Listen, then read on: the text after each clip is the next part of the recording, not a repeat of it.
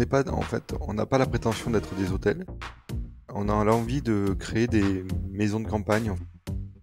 C'est pas de l'hôtellerie, en fait. Je pense que c'est un métier qui est un peu différent. C'est cette liberté-là de laisser passer le temps, d'être libre. Souvent, quand les planètes s'alignent, les choses se mettent en marche plus rapidement. Chers insiders, l'excellence de service peut-elle être atteinte sans authenticité? L'authenticité, comme une valeur partagée avec Vendôme. Vous savez, Vendôme, c'est un incubateur de talents spécialisé dans le luxe, avec un réseau qualifié de 16 000 candidats et plus de 300 recruteurs. Je vous les recommande vivement pour vous accompagner dans vos recrutements. Dites-leur que vous venez de ma part et recrutez les talents du luxe que votre entreprise mérite. Je suis Maxime Blo, artisan hôtelier, et vous êtes sur Hospitality Insiders. Il a passé sa carrière dans l'hôtellerie de luxe, a gravi tous les échelons sur presque tous les continents. Aujourd'hui, il est à la tête d'une collection européenne d'hôtels avec une croissance extrêmement rapide. Je suis enchanté de le recevoir sur Hospitality Insiders. Bonjour, Laurent Branover. Bonjour Maxime, Comment vas-tu, Laurent? ça va très bien, merci. Et toi? Parfaitement. Ravi de te recevoir sur Hospitality Insiders. Je vais commencer avec une question peu commune, mais si je te dis Catherine Deneuve, à quoi est-ce que ça te fait penser? Beaucoup de choses. Et c'est difficile d'y répondre pour des raisons de confidentialité. Mais si je devais dire à quoi ça me fait penser à une dame que j'ai eu la chance de rencontrer à plusieurs reprises, en Australie, en Asie, et bien sûr en France. Mhm. Et ça me fait penser quand on me dit Catherine Deneuve au film Indochine, tout simplement. Ok, très bien. Est-ce que par hasard ça te rappelle un de tes hôtels? Parce que moi c'est l'information que je crois avoir trouvée. Par hasard, oui. Allez, je cède à la tentation, mais j'ai découvert que les domaines de Primard étaient anciennement une résidence de Catherine Deneuve. Est-ce que tu peux me raconter un petit peu ce que c'est que le domaine de Primard et la collection à laquelle il appartient, puisque tu en es le CEO sans trop dévoiler de ton parcours? Alors, le domaine de Primard, c'est une maison assez extraordinaire qui est dans l'ouest parisien, sur 40 hectares, qu'on a racheté en 2019. Et donc, moi, j'ai eu la chance d'être là au moment du rachat de la maison. Quand notre premier repas que l'on a fait dans cette maison avec Frédéric Bious et Guillaume Fouché, dans la cuisine, il y avait la cheminée qui était allumée de l'ancienne propriétaire avec son piano et j'ai mangé des endives gratinées au jambon Mhm. dans ce lieu qui était assez extraordinaire, comme si les huissiers étaient partis et étaient venus, parce qu'il n'y avait plus de meubles, il n'y avait rien. On avait une Oui. table Ikea au milieu, donc c'était assez. Moi, ça reste un moment assez inoubliable. Et après le lieu il est extraordinaire puisque il y a plusieurs maisons. Il y a un restaurant signature qui est dans la carte est signé par Éric Fréchon. Mhm. Un restaurant hyper, hyper minéral, hyper droit. Et à côté de ça, on a un restaurant de ferme, brut, avec une grillade. Donc vraiment l'opposé. On a une maison, on a une table d'hôte où les clients ils mangent là où j'ai mangé mon endive au jambon. D'accord. Voilà, donc c'est un lieu, en fait, Primar, je trouve que c'est la quintessence de ce que sont les domaines de Fontenil, c'est-à-dire on n'est pas, en fait, on n'a pas la prétention d'être des hôtels. On a l'envie de créer des maisons de campagne, en fait. Moi, j'aime bien, alors parfois c'est mal interprété, mais moi j'aime bien dire qu'on est des grands, comment on dit en anglais, bed and breakfast, j'oublie le nom maintenant. Ouais, un peu maison d'hôte, c'est ça que tu veux dire? Voilà. Ouais. Donc notre objectif, c'est vraiment d'être, enfin notre vision de cela, c'est des grandes maisons de campagne Mhm. et des grandes maisons d'hôtes. Et en fait, l'idée, c'est de venir de manière récurrente et régulière dans ces maisons-là et de profiter des lieux. On peut venir en amoureux, on peut venir en famille, on peut venir en petit groupe de travail. Et donc, je trouve que Primar est la quintessence parce que c'est l'art de recevoir à la française, mais c'est surtout réhabiliter des lieux en France, en Europe, extraordinaires. Mmh. Des maisons magiques, des fincas en Espagne du XIe, du XVIIe siècle. Donc tout ça, ce n'est pas que, c'est pas de l'hôtellerie en fait. Je pense que c'est un métier qui est un peu différent. Mmh, c'est la façon dont tu le racontes, en tout cas, on sent la passion qui transpire. Mais alors pour repartir sur, Primard et bien comprendre le lien, donc c'est, je crois le dernier né des domaines de Fontenay. Le domaine de Fontenay, c'est un la collection ou le groupe, je ne sais pas comment tu l'appelles. Anciennement, ça c'était une maison, qui appartenait à Catherine Deneuve. Comment est-ce que, les propriétaires dont tu as cité le nom tout à l'heure, font leur choix de lieu? Comment est-ce que vous développez le groupe? Quel âge il a? Voilà, comment est-ce que tout ça est né et toi aussi, à quel moment est-ce que tu es arrivé dans cette histoire-là? Alors les propriétaires, c'est Frédéric Bious et Guillaume Fouché, Mmh. qui ont, bah, je reviendrai après sur le développement, mais Bien sûr. le choix des maisons sont faites par eux et uniquement par eux. C'est des coups de cœur. C'est dans l'absolu, j'extrapole un peu, mais ils se disent: «Est-ce que cette maison, je viendrai pour recevoir mes amis, mes copains, dans un cadre qui leur correspond bien?» Donc le développement se fait comme ça. Le rêve, c'est de faire la plus jolie collection, de maisons en Europe D'accord. et la plus jolie collection, c'est très subjectif Bien sûr. et donc c'est ça qui est sympa. C'est que moi, j'ai toujours eu du mal, dans ma carrière à, entendre meilleur hôtel du monde, meilleur directeur du monde, meilleur Mmh. ceci. Bien sûr. Moi je crois pas à ça. Je crois que le luxe, c'est la liberté et la liberté de choisir à des moments donnés ce que l'on souhaite et donc cette collection, c'est cette liberté-là de laisser passer le temps, d'être libre, de profiter des lieux, de profiter des espaces, de profiter des salons, parce que dans toute maison, on a beaucoup, beaucoup, beaucoup de salons, et Primar en fait partie, hein. À Primar, on a 6-7 salons dans lesquels on peut s'asseoir, boire un thé face à la cheminée. On a des petits salons intimistes, on a un salon Mmh. champignon. Enfin, il y a plein, plein, plein de petits salons, et en fait, c'est se retrouver entre amis. Il y en a qui vont jouer aux cartes, il y en a qui vont juste discuter, passer du temps. Et cette liberté, elle est extraordinaire. Et elle est vécue dans toute maison pareil. On a une des priorités, c'est d'avoir des salons, des lieux de vie en fait. Quand tu dis maison, j'imagine une certaine taille et justement pas trop grand par rapport à des très, très grands hôtels. Est-ce que vous vous limitez par la capacité d'accueil? C'est toujours une question compliquée. Mmh. Oui, En fait, moi je la poserais différemment parce qu'on est quand même une société, donc on n'est pas une association à but non lucratif. bien En sûr. fait, la question c'est la maison que l'on trouve, est-ce que dans notre développement, bon, bien sûr, en termes d'image, tout ça, est-ce que c'est important ou pas? Oui, mais est-ce qu'en termes de développement financier, ça fonctionne ou pas? Si on est tombé, enfin, si Frédéric et Guillaume sont tombés amoureux d'un lieu, c'est à nous de réfléchir en termes d'expérience, comment on fait pour que ce soit, il y ait une rentabilité. Et donc, il y a des lieux où, qu'on va développer où il y aura entre 10-12 chambres, Primar étant le plus gros, et je pense qu'on n'ira pas au-dessus de ça, de D'accord. 40 chambres. Donc, non, enfin, il y a pas de limite en fait. Mmh. Alors pour qu'on se donne une idée de la vitesse de croissance, Fontenil, enfin les domaines de Fontenil, en tout cas le sous forme de société, ça existe depuis combien de temps? Alors, enfin, le domaine de Fontenil a été créé en 2016. Oui, parce qu'il faut bien comprendre que, le domaine de Fontenil, c'est d'abord un hôtel et ensuite vous avez développé une société, c'est ça, qui est sous le même nom? Alors, non, au départ, domaine de Fontenil, c'est le vignoble, D'accord. qui est dans le Luberon, qui est le plus vieux vignoble du Luberon, hein, qui a plus de Mmh. 400 ans. Et il y avait une maison qui était collée à ça. Et donc, cette maison, à la base, c'était la maison de Frédéric et Guillaume. De là, elle est devenue une maison d'hôtes.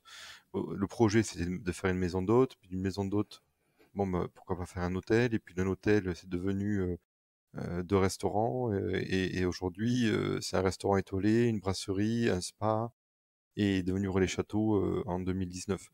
Donc ça, voilà, donc c'était ça l'idée en 2016. Puis moi j'ai toujours échangé avec Frédéric et Guillaume à partir de 2017-2018. Mais la taille de la collection par rapport à mon parcours était un peu petit. Et à partir du moment où ils ont décidé de développer la collection, c'est là où je suis venu. Mmh. Et donc en 2019, on a ouvert Marseille, les bords de mer, les Hortensias du Lac, Oui, Housegore. à Osgore, pardon, Torrevella à Minorque, Santa Ponsa à Minorque. Donc on a ouvert 4 hôtels en 2019, Mmh. une maison, un restaurant de plage, la cabane des Estagnots à Seignos en 2020, Oui.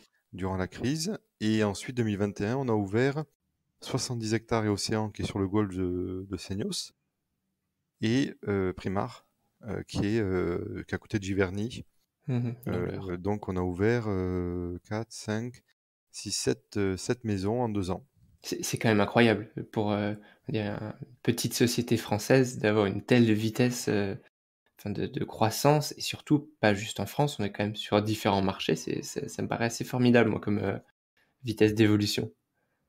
Alors oui, Qu'est-ce qui les motive, les propriétaires justement derrière, d'un coup passer, un nouveau rythme, une nouvelle cadence d'ouverture, se lancer là-dedans? Est-ce que justement bon j'imagine que et on va en parler, toi tu es arrivé, pour pour cette évolution-là, mais qu'est-ce qui, eux, les motive à passer de 1, 2, 3 hôtels à d'un coup, 8, 9 et j'imagine qu'il y en a d'autres qui sont en projet, mais tu vas nous raconter tout ça? ce qui les motive, bon, je vais pas parler pour eux parce que c'est toujours compliqué, mais ce qui les motive, c'est d'abord, ils aiment ce métier d'hôtelier. Mmh. C'est des entrepreneurs, c'est des visionnaires, c'est des gens, c'est des faisans, comme on dit chez nous, quoi. Mmh. Euh, et donc, forcément, quand vous avez un hôtel qui fonctionne bien et qui est bien perçu par les clients, par la presse, par tout le monde, bah forcément, vous dites tiens, pourquoi je ferais pas un hôtel urbain, d'où Marseille, une ville qui a cartonné, enfin qui cartonne, qui est hyper à la mode, qui est ma ville, hein, puisque je suis né à Marseille. Ah, il me semblait que l'accent tenait ne pouvait pas nous tromper. Je suis pas très objectif et donc c'est vrai que c'est un lieu qui est assez magique. Moi, j'ai grandi à Toulouse, donc forcément, quand l'opportunité d'Osgore et de Seignos est arrivée, pour moi, c'était tellement naturel puisque j'ai passé toutes mes vacances là-bas quand j'étais plus jeune et moins jeune d'ailleurs. Mmh. Et donc en fait, le développement s'est fait de manière, je dirais pas naturelle, mais souvent, quand les planètes s'alignent, les choses se mettent en marche plus rapidement et donc et après ça fonctionne. C'est-à-dire que si ça n'avait pas fonctionné, ça aurait été différent. Cependant, le, les gens adorent, quoi. Les clients adorent ce que l'on fait. Et donc forcément, eux, ça les pousse à se développer, à grandir. Et l'objectif depuis quelques années, c'est d'en faire la plus jolie collection d'Europe, de maisons. Donc voilà. Et alors, est-ce que tu peux déjà nous révéler des futurs projets, 2022 par exemple, s'il y en a? Oui, 2022, il y en a. 2023 aussi. Alors 2022, il y a un projet dans le Luberon Nord qu'on est en train de finaliser, puisque j'y vais le 14 là pour, Mmh. euh, pour les architectes, qui est pas très loin de Loris, hein, puisque Luberon Nord, Luberon Sud, Luberon Nord, donc un Oui. lieu qui va être assez extraordinaire, avec des vignes aussi, un côté un peu agrotourisme, hein, comme on dit, donc quasiment tous nos hôtels sont comme ça. Donc ça va être une belle Bastide du 17e. Je peux pas en dire trop parce que c'est un projet assez atypique, donc je peux pas aller trop loin. Bien sûr.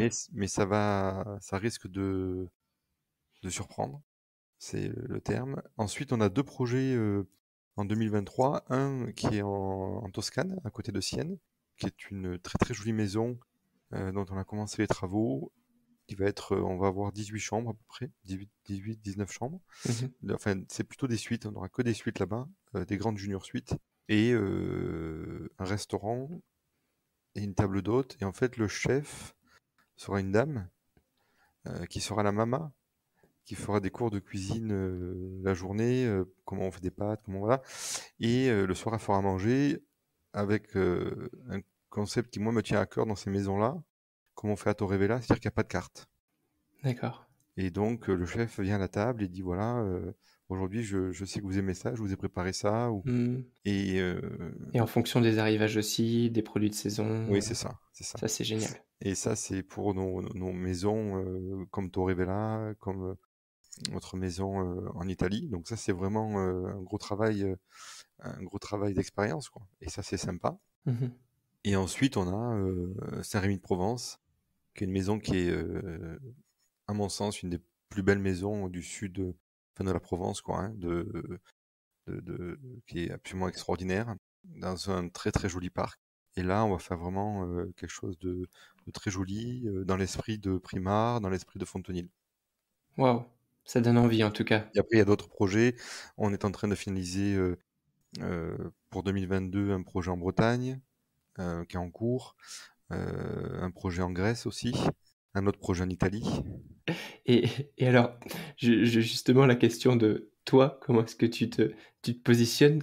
On va parler un petit peu maintenant de qui est Laurent Brunhover, qui est ton parcours. Comment est-ce que tu arrives dans cette collection?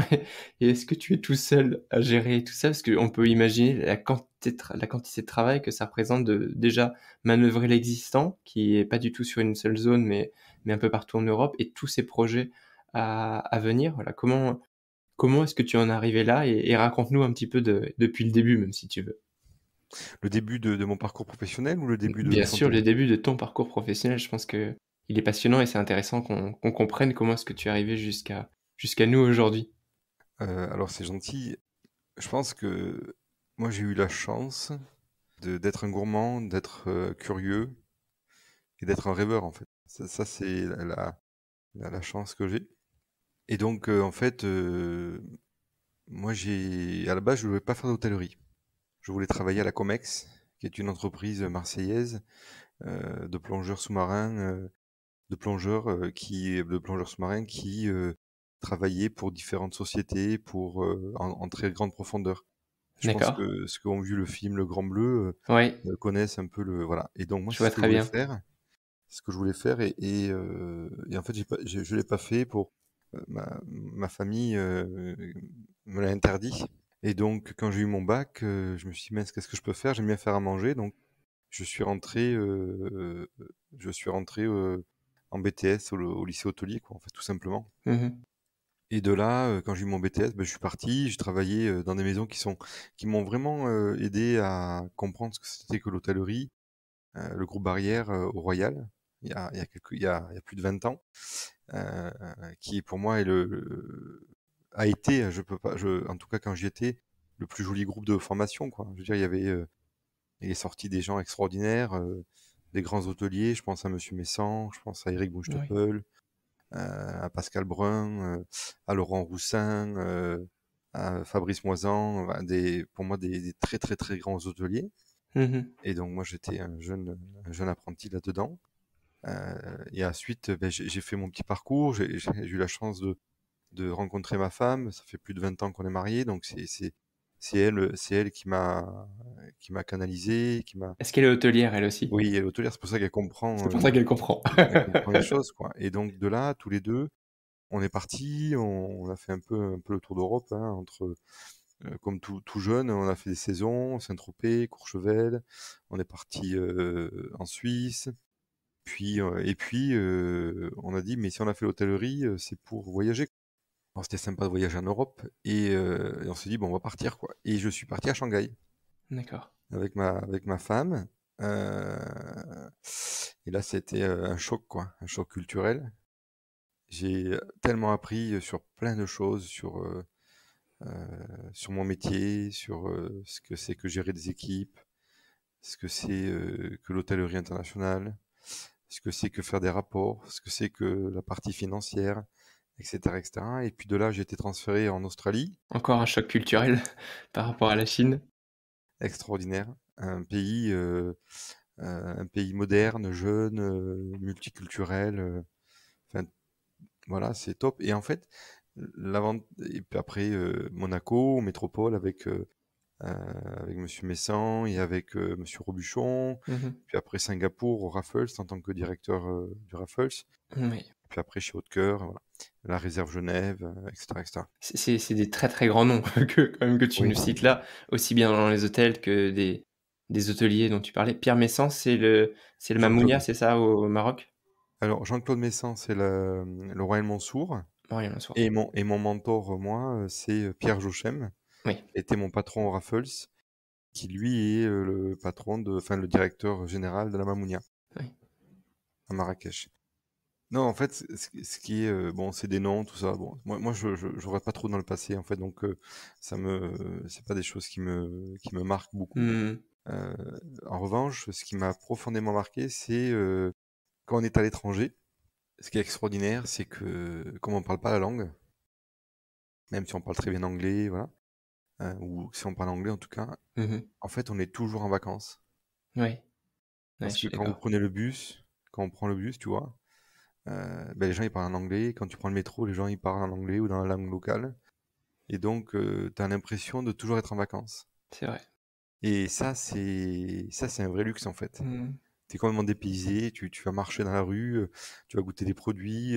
En fait, c'est extraordinaire quoi. C'est tellement, moi je remercie, j'ai remercié tellement de fois d'être né dans le bon pays, d'avoir le bon passeport pour pouvoir voilà, réaliser mes rêves quoi. Mmh, J'ai absolument. j'ai vécu sur tous les continents.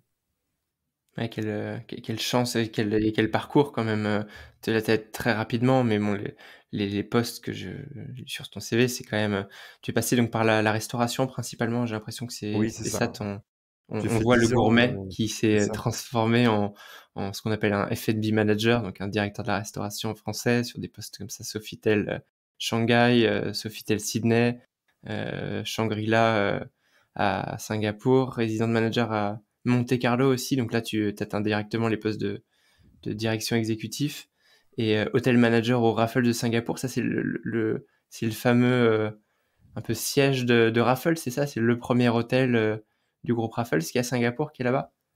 Oui, pour moi, hein, c'est le seul quoi. Je Mmh. pense que après ils en ont développé d'autres, mais c'est comme le Ritz ou le Peninsula, pour moi il n'y en a qu'un en fait. Ouais, ouais, Donc je comprends. c'est pas pour dénigrer les autres, et Bien bien au sûr. contraire, ce serait trop, ce serait maladroit, mais c'est moi j'ai du mal à comprendre comment on peut développer il y en a qu'un quoi. Mmh. Ouais et puis il est très symbolique, hein. Quand on pense Raffles, c'est vrai qu'on pense à cet énorme, navire, à Singapour et il est, absolument, impressionnant en tout cas et puis je pense qu'il a inspiré aussi en termes de qualité d'hôtellerie, à l'asiatique. Oui, c'est 1000 employés pour 103 suites, 1 000 employés, mon Dieu. 16 restaurants, une galerie marchande, que des butlers. Et attends, et à Singapour, les salaires sont équivalents à ceux qu'on a en Europe, hein. Souvent, D'accord. on pense que en Asie, on a du staff pas cher. Non, non. C'est les mêmes. Voilà, et on était à 1 500 € de prix moyen, un hôtel qui tournait à 88% de taux d'occupation à Oh. l'année, une clientèle extraordinaire et hyper exigeante. Voilà. Non, non, enfin, voilà, c'était le Ritz. Enfin, moi, je parle du Ritz parce que pour moi, ça, en tant que Français, voilà, c'est marquant. Bien sûr. Donc, voilà, c'est de ce niveau-là. Donc, c'est très, très, très, très exigeant, hyper quali. Voilà. J'ai des milliers de questions qui m'arrivent en même temps, mais je vais essayer de pas trop perdre le fil. Mais, déjà pour rester un peu dans cette chronologie-là, donc de Raffles, tu passes, au Maroc, general manager, donc Palais Namaskar.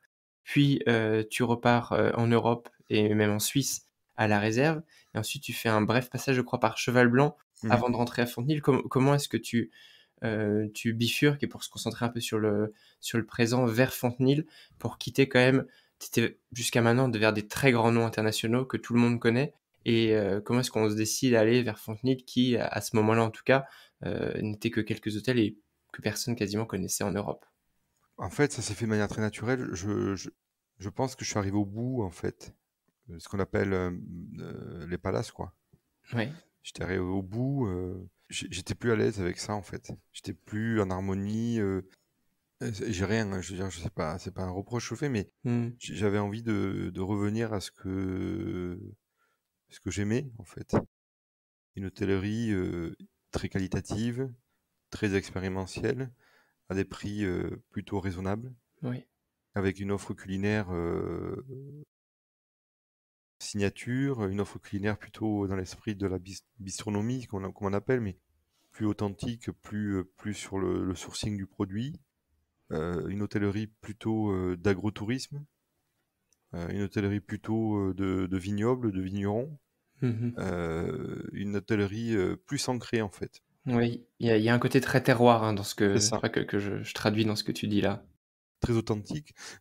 En fait, je comprenais plus en tant que DG de servir des framboises toute l'année en fait. Mm. Je comprenais plus d'avoir obligatoirement de la truffe partout. C'est ce que voulaient les clients, hein, voilà, mais j'étais plus à l'aise avec ça. Mm. Bien sûr, comme je te comprends. Comme je te comprends. Et alors, du coup, tu rencontres les propriétaires qui vont être bientôt tes futurs propriétaires à Fontenil. Comment est-ce qu'eux arrivent à te convaincre, ou comment est-ce que tu arrives à te convaincre d'ailleurs de passer ce pas-là? Parce qu'à ce moment-là, il n'y a pas tous les hôtels que vous allez ouvrir. Donc, est-ce que c'est déjà dans les tuyaux et c'est ça qui te séduit? Voilà, qu'est-ce qui te motive dans cette collection? Même au début, parce que la façon dont tu nous l'as raconté, je comprends très très bien, mais je pense que 3-4 ans en arrière, on n'était pas du tout là, et c'était peut-être plus compliqué de se projeter. Je crois que la vie est faite de rencontres en fait. La vie elle est faite que de rencontres et voilà, moi j'ai eu la chance de rencontrer, de travailler avec Monsieur Robuchon. Je donne son nom parce que c'est quelqu'un qui a marqué notre métier, quoi. Absolument. Et en fait, il y a une alchimie ou il n'y a pas d'alchimie. Il y avait d'autres personnes de ce niveau-là, il y a pas eu d'alchimie. Et donc, Frédéric et Guillaume, quand je les ai rencontrés bien avant 2019. Et voilà, on a échangé, on a discuté, mais moi je passais pas l'entretien, c'était quelque chose de très voilà, comme on discute tous les deux, Hmm, presque autour d'un café, voilà c'est ça. le bar du comptoir, quoi. Ouais. Et en fait, ça s'est très bien passé. Et en fait, deux choses ont marqué, ont fait que, hormis le projet, hein, hormis le projet, je suis à Paris et Frédéric me dit, bah, tu m'appelles quand t'es à Paris, on se boit un petit café, ça me ferait plaisir. Bon, je dis ok. Je suis à Paris, chez le coiffeur. Et tiens, je lui dis, bah, tiens, j'ai 2 heures devant moi. S'il est dispo, parce que bon, il a quand même une société, il a une quinzaine de marques qu'il gère, voilà. Donc, voilà, en tout, il a beaucoup de sociétés. Donc, je me suis dit, bon, peut-être qu'il a 5 minutes, quoi, je sais pas. J'envoie un petit SMS, il me dit, ouais, mais je suis dispo, passe, quoi. Donc, je passe à son bureau, rue de Rivoli. J'arrive, il me dit, ah, bah, tu veux boire un café, on boit un café, tout ça, donc on discute et tout. Et puis au bout de quelques minutes, il me dit: «Mais Laurent, il faut que tu viennes travailler avec nous». Et je lui dis: «C'est gentil et tout, mais je c'est pas possible quoi, c'est voilà». Et il me dit: Si, faut que tu travailles avec nous, nanana». Donc on discute, on discute et il me dit: «Ça me ferait plaisir de voir ton épouse Isabelle Mhm. et on va manger ensemble avec Guillaume». Bah, je lui dis: «Écoute, avec plaisir, voilà». Et puis, quelques jours plus tard, ça s'est fait très rapidement. 3-4 jours après, on se retrouve à Marseille et on devait manger au restaurant Le Perron, qui est à côté de l'hôtel des Bords de Mer. Oui. Et le restaurant est fermé. Donc il me dit rendez-vous au Cercle des Nageurs. Mhm. Donc on y va, sauf que personne ne savait que c'était la dernière fois où j'avais ma mère, c'était là-bas. Parce que ma mère est partie quand j'étais très très jeune. Et donc voilà. Et, et donc, je suis arrivé au restaurant et j'étais hyper déstabilisé. Et donc Lisa me dit mais ça va et tout, j'étais blanc. Et je lui dis écoutez, je suis désolé, voilà, c'est la dernière fois où j'ai vu ma mère, c'était ici, donc je suis un peu tout chamboulé quoi. Et en fait, rien n'arrive par hasard en fait. Donc si c'était là, c'est qu'il y avait une raison, je pense. En tout cas, on s'accroche à ce genre de choses souvent. Et après on est reparti avec Isa, et donc bien sûr en voiture. Et j'ai dit ben ouais, enfin, Isa m'a dit ah, c'est super, ils sont top, et c'est des gens bien. Ce qui est vrai, c'est des gens sérieux, c'est des gens extrêmement loyaux, enfin voilà. On part et on arrive à la maison et 2-3 jours plus tard, il m'envoie un courrier que j'ai jamais reçu de toute ma vie, qui faisait 5-6 pages. Et je l'ai lu, et je me suis dit, c'était très émouvant. Et je me suis dit, bah oui, c'est ma vie, c'est ça en fait. Et après, c'est que des papiers, c'est très. Ils m'ont donné l'opportunité de m'associer avec eux, ils m'ont donné l'opportunité de devenir entre guillemets un entrepreneur. Ils m'ont donné l'opportunité de faire mon rêve en fait, de créer des maisons, quoi, de créer des hôtels avec eux, avec leur concept, avec leur envie. Et j'ai une marge de manœuvre aussi, donc c'est extraordinaire. Donc voilà, l'histoire, elle paraît très simple, mais c'est comme ça que ça s'est passé. Ouais, c'est une histoire qui est émouvante et elle est tellement humaine et c'est beau de se dire qu'un grand projet comme les domaines de Fontenil, part finalement d'une simple rencontre et comme tu dis, il y a pas de hasard, mais n'empêche que si ça s'était passé au restaurant d'à côté, ça n'aurait pas conclu peut-être sur une signature aujourd'hui.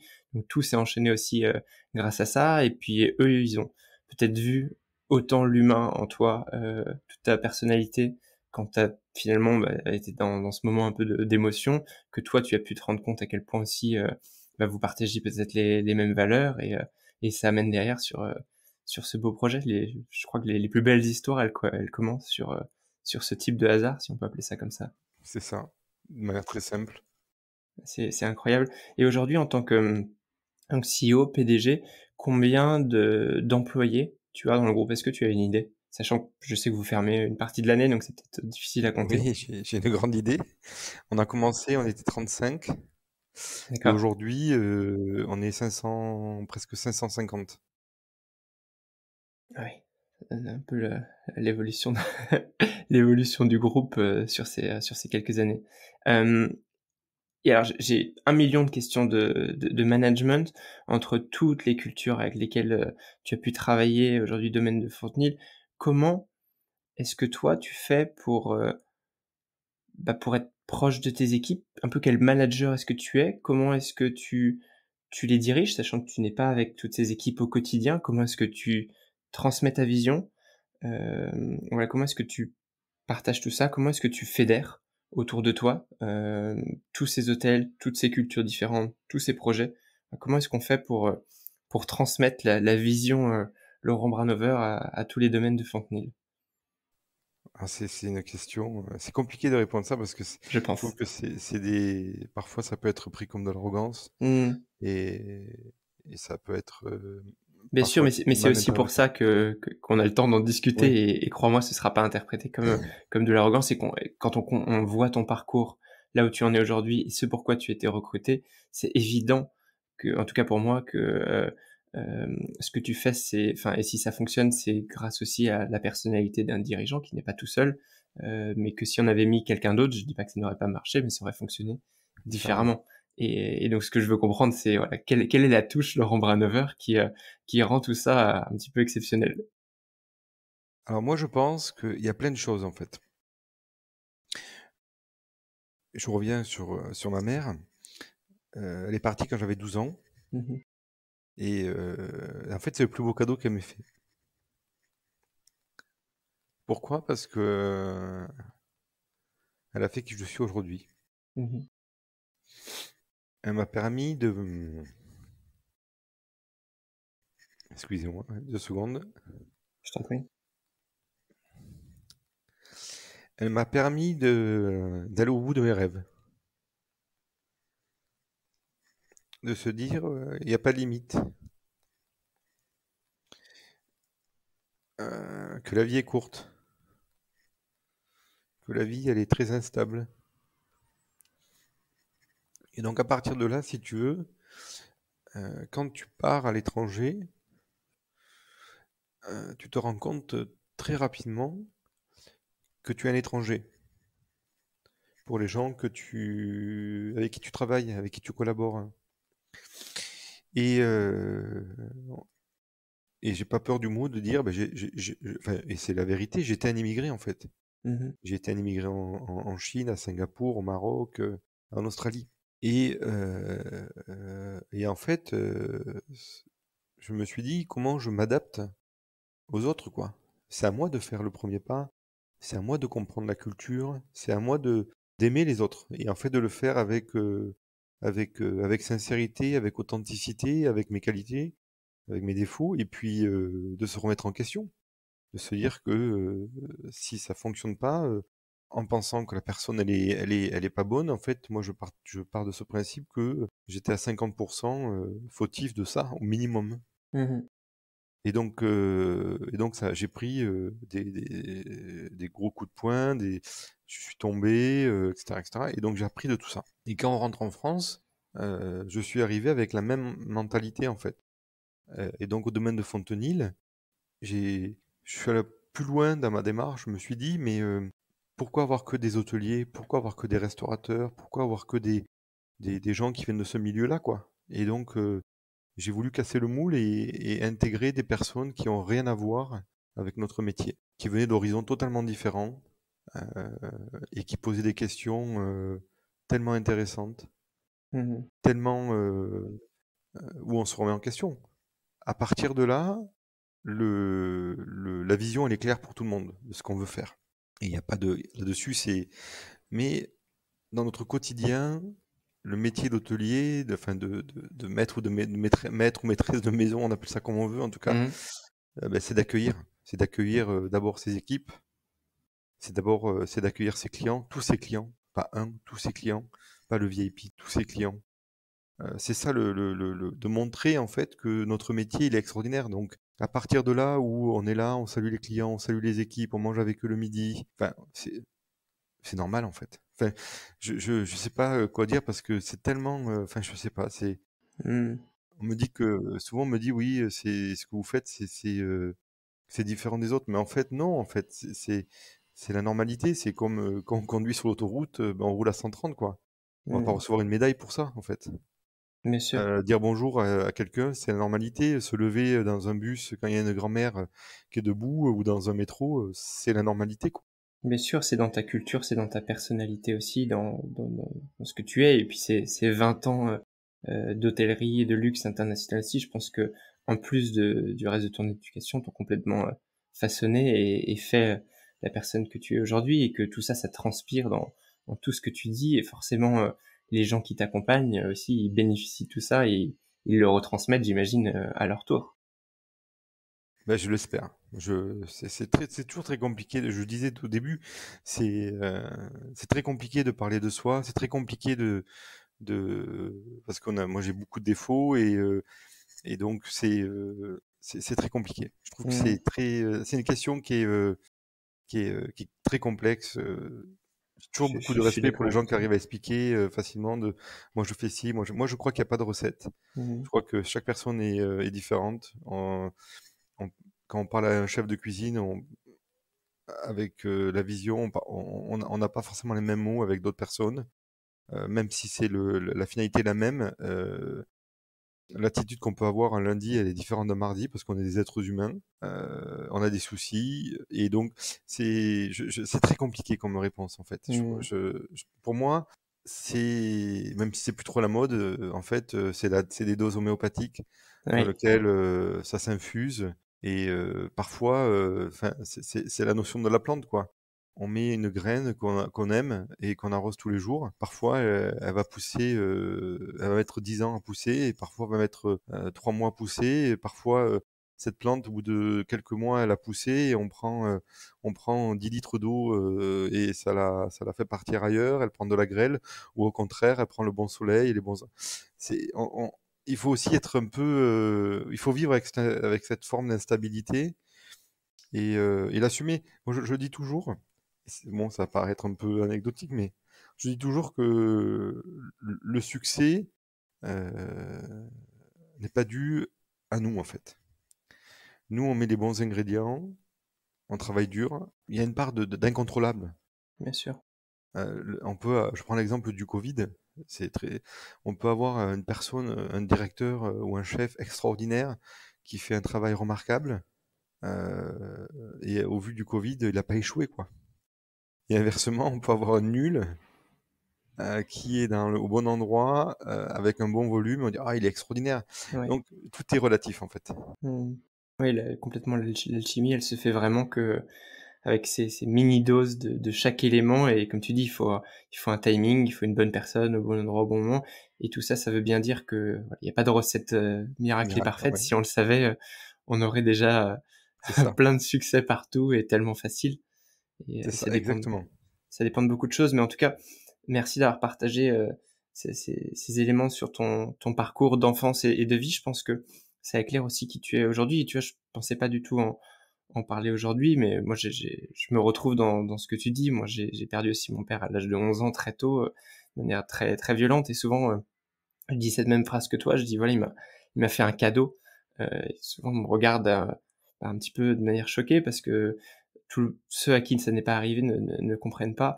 Mais, toi tu as ce poids de plutôt cette valeur de ce que c'est que la vie, à quel point elle est fragile et à quel point il faut aussi en profiter et tu as décidé de transformer ça d'une manière qui est la tienne, qui est de prendre la tête d'établissements parce qu'en finalement d'établissements hôteliers parce que j'imagine que ce que tu recherches aussi là-dedans, c'est tout cet humain, toutes ces relations et quand tu le racontes, on se rend bien compte de ça en fait. C'est que c'est toutes ces rencontres qui t'animent au quotidien.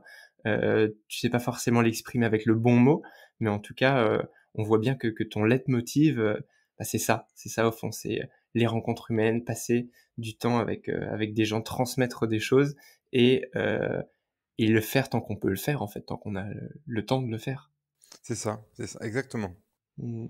Écoute, dans cette même, lignée, il y a un mot qui, je pense, a un petit peu transpiré, mais je voulais quand même, avoir ton avis là-dedans. Si je te dis, authenticité, qu'est-ce que cela t'évoque? Alors je pense que alors il y a, la réponse basique, je vais pas la donner. Mmh mh. Je pense que l'authenticité, c'est beaucoup, beaucoup, beaucoup, beaucoup d'éléments. C'est la réflexion personnelle, c'est, la volonté, c'est, être émotif et peut-être même, être bouleversé. L'authenticité, c'est, qui on est au plus profond de soi. Comme tu disais, toi, tu as perdu ton papa, quand tu avais 11 ans. Tu t'es pas dit: «À 11 ans et demi, c'est le plus beau cadeau qu'il m'ait fait». Il a Mmh, fallu, en tout cas pour moi, il a fallu 20 ans bien sûr. pour l'assumer ça. En passant par, une réflexion personnelle, de la volonté pour, outrepasser ça, d'être jaloux des autres. Mmh mh.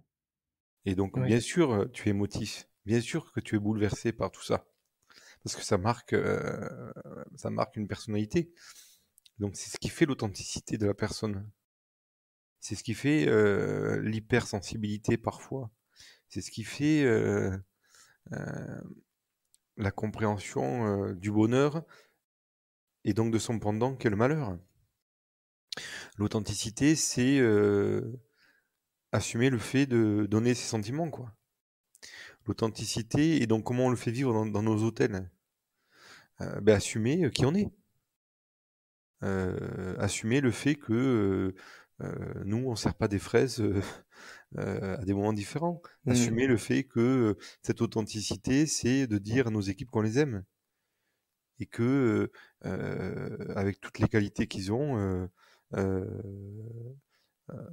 ils font des erreurs et ils font des choses extraordinaires. L'authenticité, c'est,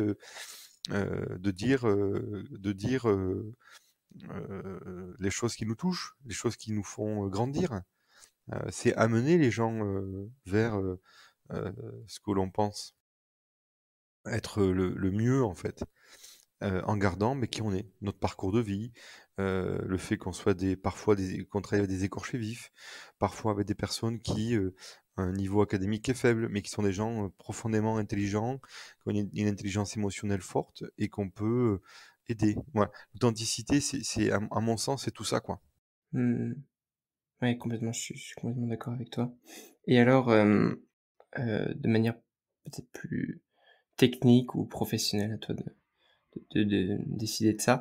Qu'est-ce que, l'excellence de service, bon, parce que tu sais qu'on est sur un podcast, spécialisé dans l'excellence de service.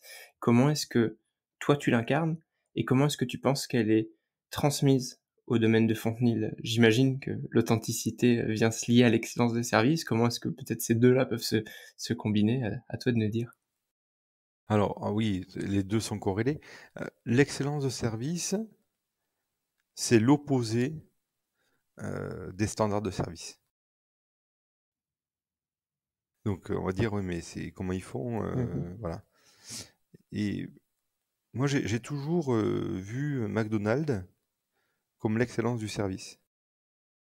Parce qu'ils sont hyper organisés, je parle pas du produit en lui-même, hein, je parle de la partie, organisation, hein, de Ouais. l'excellence de ce qu'ils font, et les gens sont hyper polyvalents.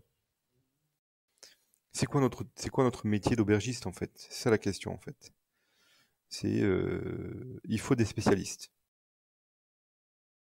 donc des cuisiniers, des femmes de chambre, des thérapeutes au spa, et il faut des généralistes, des gens en réception, des gens, en salle. Mmh. C'est pas un mot vulgaire, hein, il y a des médecins généralistes et puis il y a des Bien médecins sûr. spécialistes. Les 2 sont médecins et ils ont fait des études, voilà. Et donc l'excellence, pour moi, c'est d'avoir pour les généralistes, d'avoir cette, sensibilité, de se mettre à la place du client pour qu'il soit content, qu'il soit heureux, qu'il passe un bon moment. Et ce bon moment, il est différent quand on vient en couple ou quand on vient avec ses enfants ou quand on vient, on n'a pas les mêmes attentes, en fait. Et c'est s'adapter, en fait. C'est donner les clés à nos équipes pour s'adapter à la personne qu'ils ont en face. On se moque de faire un check-in en 3 minutes. Parfois, il y a des clients qui veulent boire un café et mettre une demi-heure à faire l'arrivée. Il y en a Absolument. d'autres qui veulent juste avoir leur clé, rentrer dans leur chambre parce qu'ils ont voyagé pendant 4 heures. C'est Mmh. s'adapter, s'adapter et donner les clés à toutes nos équipes pour s'adapter. Mmh. Mais c'est pas une question de dire le client est roi, on dit tout à lui, non, ça n'a rien à voir. C'est cette sensibilité-là. Ouais. euh, Savoir l'écouter. c'est ça, savoir l'écouter.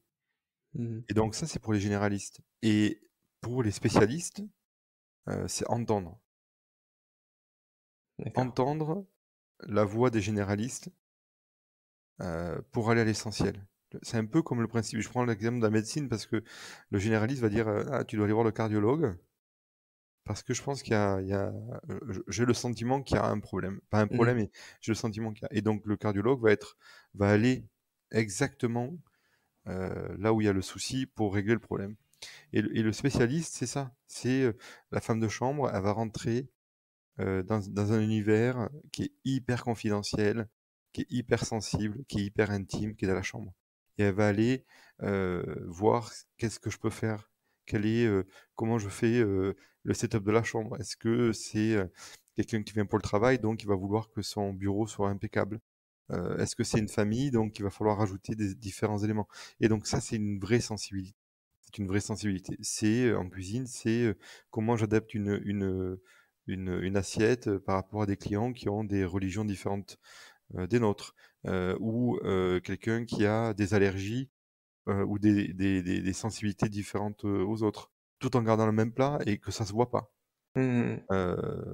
Et qu'il passe inaperçu sans qu'on dise 20 fois ben vous mangez pas ci, vous mangez pas ça.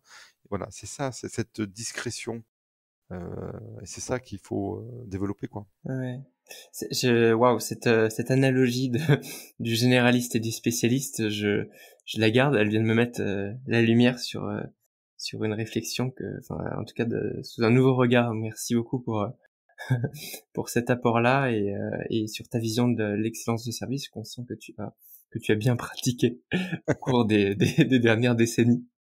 Et alors Laurent Branover en tant que client, toi quel est ton meilleur souvenir en fait de quelque chose que tu as vécu dans un hôtel, un restaurant ou pas du tout?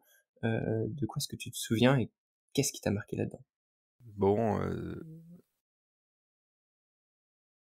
moi, quand j'ai mangé dans première fois dans un 3 étoiles Michelin, c'était chez Monsieur Ducasse au Louis XV.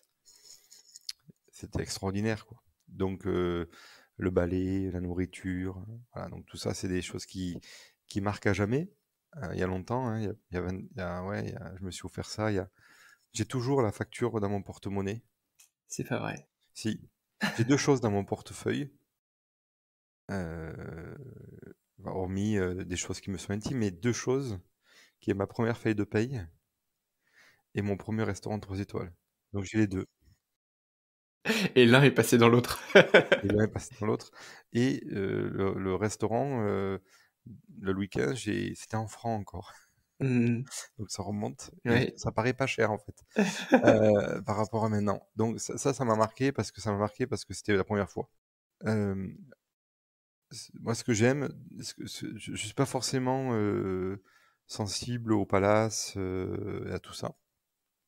Enfin sensible dans le sens où, c'est pas dans la culture de mon épouse et de moi Mmh. nous, enfin je parle à 2 parce que c'est des moments, qui sont, hyper intimes quoi. Bien sûr. C'est, un lieu qui m'a marqué puisqu'on est allé avec les enfants. Ça s'appelle, l'Auberge de l'Écu. C'est une maison d'hôtes qui est en Charente, Mmh mh. enfin qui est en Charente-Maritime, qui est à côté de La Rochelle. J'adore La Rochelle Oui. et on est allé là-bas et on a été accueillis, enfin c'était comme à la maison quoi. Enfin, c'était mieux que la maison, 100 fois mieux. Mmh mh. Une auberge, une des plus vieilles auberges, de à côté de La Rochelle, avec des diligences, voilà, un lieu hyper contemporain. Ils avaient fait quelque chose de très contemporain, une cuisine ouverte où on te faisait le petit déjeuner, devant toi et tu mangeais ce que tu souhaitais. On est allé visiter, tout le lieu autour et donc de La Rochelle, les canaux, et cetera. C'était extraordinaire. Ça, c'est un lieu qui m'a marqué. Et le deuxième lieu qui m'a marqué, et qui m'a fait comprendre ce que c'était que l'hôtellerie, c'est quand je travaillais au Métropole à Monaco, et Monsieur Robuchon. On est allé à le à l'auberge de Moustier ou je me rappelle plus du nom, de Monsieur Ducasse, Mmh mh. dans la gorge du Verdon. Et la directrice, elle s'appelle Sarah, ou elle s'appelait Sarah, je me rappellerai toute ma vie. Et on est arrivé là, on avait une superbe chambre et il y avait un énorme bouquet de lavande qui était sur le lit, énorme. Je me suis dit: «Mais en fait, c'est tout bête, mais c'est tellement incroyable». Et Ouais. ensuite, on va se balader et les enfants, ils étaient bébés et on se dit: «On va manger», et il y avait des tables partout, en fer, comme chez ma grand-mère, et donc on dit: «Beh, tiens, les enfants aimeraient manger», et là, ils sont arrivés, ils ont mis une nappe face à la Provence, quoi. Mmh. Et c'était surréaliste et les enfants mangeaient des coquillettes et je me suis dit: «Mais c'est un truc de dingue, quoi». Et le matin, au petit déjeuner, c'est pour ça que cette histoire, moi, m'a marqué.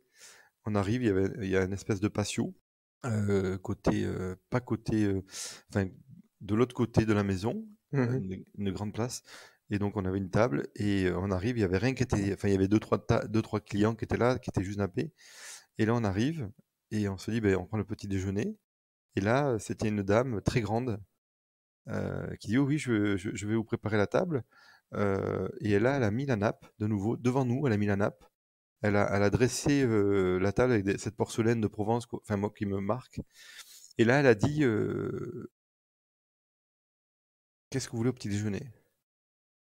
Parce qu'ici, on n'a pas de carte. Qu'est-ce qui vous fait plaisir?» Mmh mh. Et donc nous, hôteliers, on sait ce que mangent les clients, hein, yaourt, ça, de fruits, enfin, il y a rien qui sort de l'ordinaire, en fait. Ouais. Mais je trouvais cette intelligence de dire: «Mais en fait, nous, on n'a pas de carte, on fait ce que vous voulez». Et donc on se sent complètement unique, alors que tout le monde mange pareil. On mange du pain avec du beurre, de la Ouais, ouais, ouais. confiture, le café ou le thé, le yaourt, voilà. Et je me suis dit: «Mais en fait, c'est ça l'hôtellerie. Mmh mh. C'est ça C'est l'hôtellerie, en du fait». génie dans la simplicité, là. Ouais, mais après derrière, il faut baquer, tout ça en termes de formation et tout et tout. Complètement. Mais mais heu, mais c'est ça l'hôtellerie. Mmh. C'est Monsieur Ducasse, enfin moi, ça c'est sa maison, je crois, et il en est propriétaire.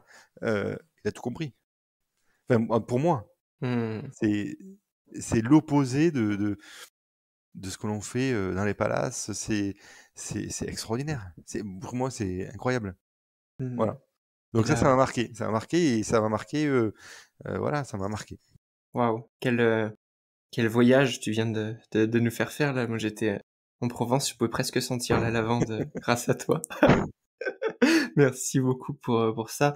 Pendant, cette dernière heure, Laurent, tu nous as fait, traverser des continents. Tu nous as même envoyés dans ton enfance et je voudrais continuer justement si tu pouvais, maintenant revenir en arrière. Qu'est-ce que tu ferais, différemment? Vous pouvez parler à ton toi d'il y a 10 ans, 20 ans, 30 ans, toi de choisir. Qu'est-ce que je ferais différemment? Mmh. C'est, mais tu vois, comme je te disais, en fait, c'est ce parcours qui fait que tu es la personne, voilà. Je sais pas, je suis tellement heureux de ce que j'ai vécu. Mmh. J'aurais jamais pensé, honnêtement, j'aurais jamais pensé vivre à Shanghai, vivre à Singapour, vivre en Australie, à Sydney. J'aurais jamais pensé, en fait. Est-ce que j'aurais changé quelque chose? Je sais pas, je sais pas. Mmh. Tu as le droit de prendre tout le package et de garder ça comme c'est, hein. Oui, oui, mais forcément, on a envie il y a des choses qu'on a vécues, on se dit: «Bon, j'aurais pu faire comme ci ou comme ça». Mais je crois que, il y a jamais de mauvaise décision. Mmh. Ouais, je trouve qu'il y a des gens qui disent: «Oui, on aurait dû prendre telle décision», mais c'est sûr qu'avec le recul, avec 5 ans de recul, beh, c'est plus facile. Mais quand tu es dans le moment présent, tu penses que c'est la meilleure décision, en fait. Complètement.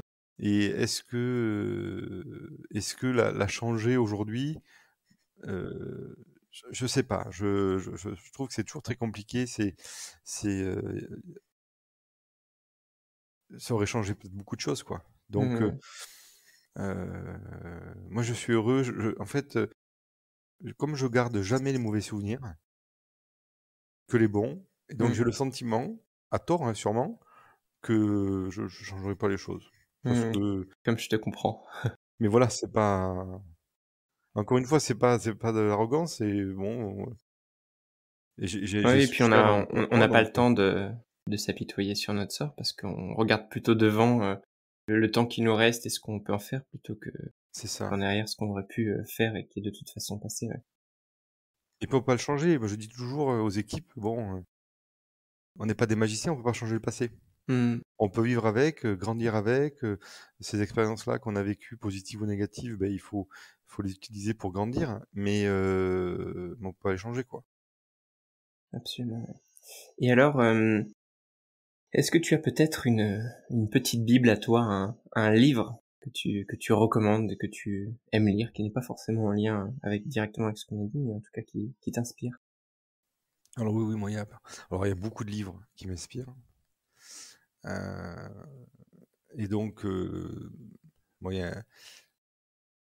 le livre, entre guillemets «de chevet» que je lis et que je relis et que je lis, et voilà, et que je voilà.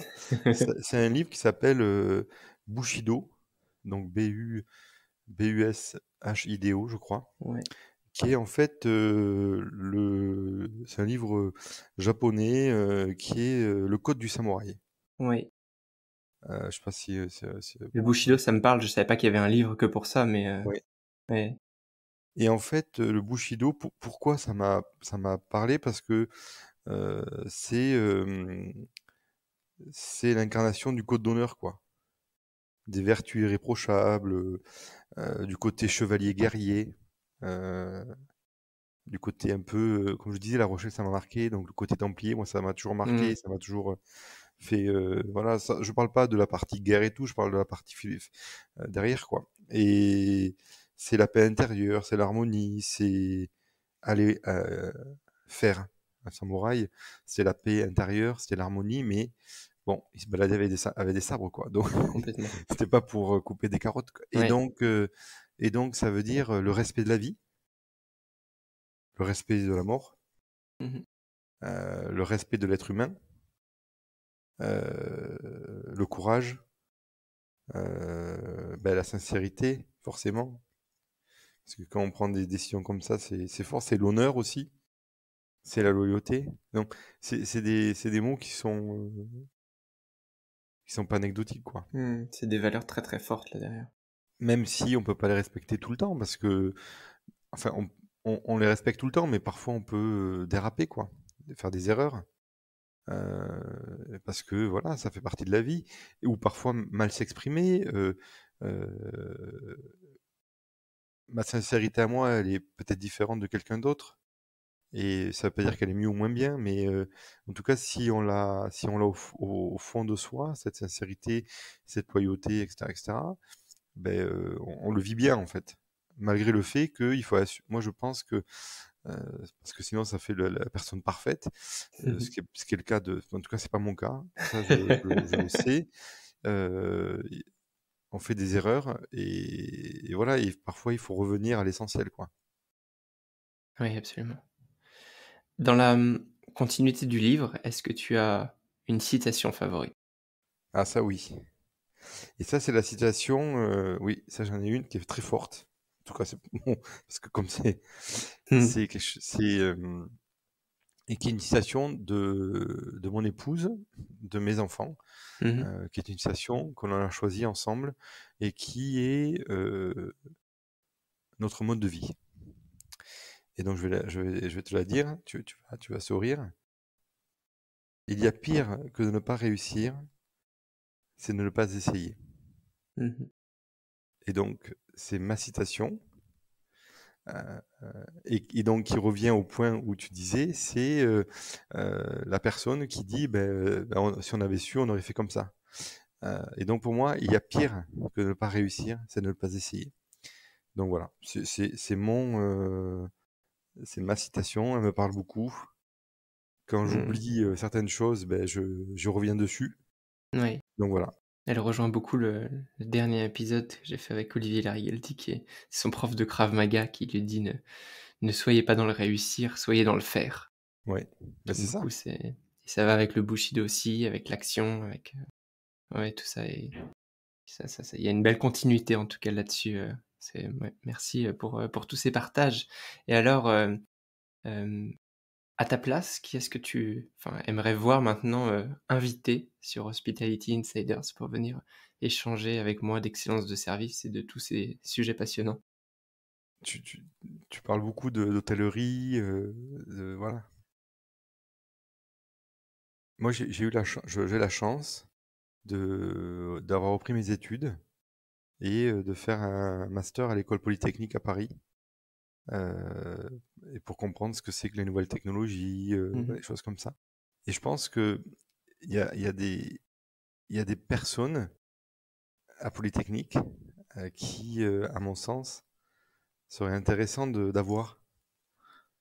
Et je pense à une personne en particulier qui est une dame qui est très jeune, qui Mmh. est professeure à Polytechnique, qui s'appelle Cécile Chamaret, euh, qui a vécu bien sûr en France, mais à Dubaï, notamment à Abu Dhabi, qui a voyagé, et elle pourrait parler de l'excellence du service, parce qu'on en a parlé souvent, et dans une école d'ingénieurs comme Polytechnique, Mmh. ça serait intéressant de l'entendre parler de ça, de parler de, voilà, je ne vais pas parler pour elle, mais c'est intéressant de l'écouter et d'échanger avec elle, je pense. Mmh. Donc, ça n'a rien à voir avec l'hôtellerie, bien sûr. Mais c'est ça qui est aussi intéressant, c'est d'avoir d'autres visions, et moi j'ai pas du tout, envie de m'enfermer uniquement dans l'hôtellerie. Je pense que l'excellence de service, on peut l'apprendre à travers, plein de personnes, plein de milieux. Donc si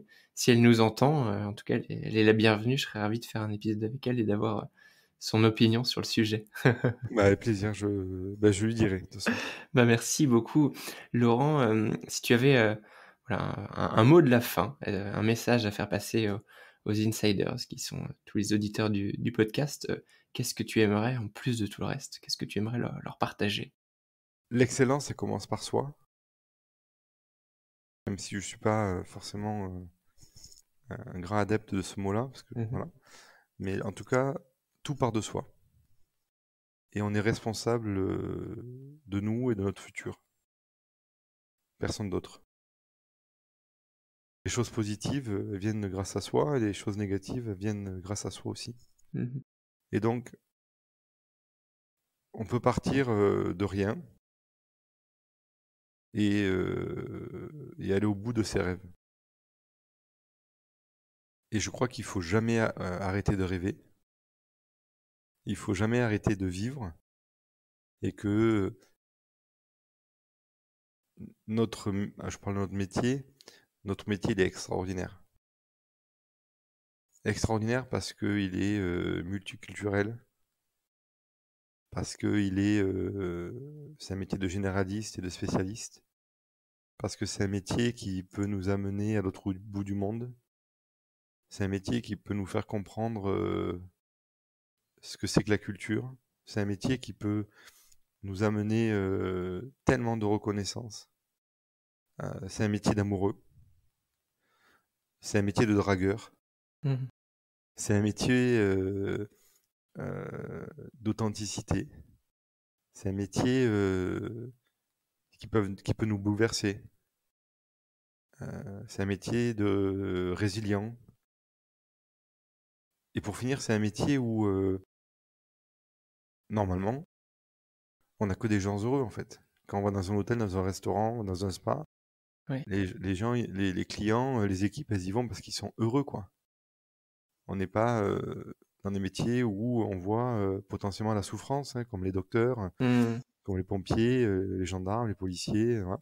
Et en ça, on est différent du généraliste et du spécialiste, C'est dans ça, l'hôpital. c'est ça.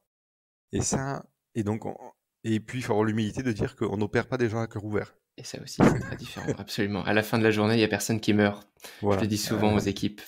Donc tout ça fait que moi, ça a changé ma vie en fait. Ça a profondément changé ma vie. Ça m'a permis de voyager, ça m'a permis de rencontrer des gens. C'est un métier où on est avec un plongeur à qui on discute, et la minute d'après, on peut serrer la main d'un président, voilà. Et alors, je fais le grand écart, mais qui accueille un président et qui lui serre la main, quoi? Même un Mmh. président américain. Dans quel métier? Et nous, Ouais. on les côtoie quelques minutes. Dans quel métier on peut rencontrer quelqu'un qui est comme, comme moi je l'ai été, un étranger dans le pays, quoi?